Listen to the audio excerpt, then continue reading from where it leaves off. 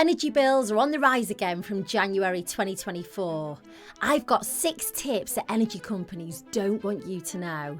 I'll help you keep your bills down and advise you on your next move if you're being overcharged. My first tip is about understanding your meter. If you have a smart meter, it doesn't mean that you can just take your eye off the ball.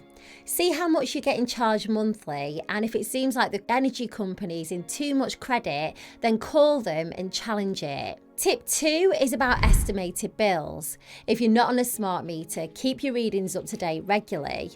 These bills are based on what the energy company thinks that you're using, so make sure that you're not overpaying, especially if you've scaled back on what you're using. You can check your bills for codes, which will tell you the type of reading the company's using. If you think that your meter's faulty, send in daily readings and let the energy company get it sorted for you. If it turns out that you do have a faulty meter, it's on the energy company to fix it. Ask for an engineer to assess your meter's performance and fix any suspected issues. At 4, make sure that you don't get billed back too far. This is when energy companies think that you've been underpaying and can ask for more money. They can only charge for the past 12 months, so anything beyond that, then you're within your rights to refuse to pay if it's not your fault. If you get a really high unexpected bill, don't be afraid to pick up the phone. Ask the company to break it down and explain it to you. Take photos of your meters and make sure that the readings aren't the wrong way round.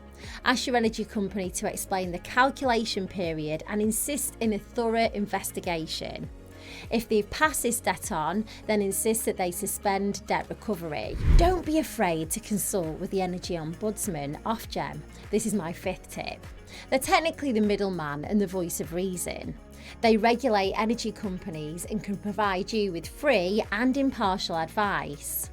If you've made an official complaint about your energy company and they haven't resolved it within 8 weeks, then you can approach the Ombudsman. In a cost of living crisis, don't be afraid to turn to them for advice. And my final tip is about knowing your rights. Ofgem's new rules demand timely responses from energy companies. If you have a conversation on the phone, then make sure that you follow it up with an email so that you've got a paper trail documenting your conversation.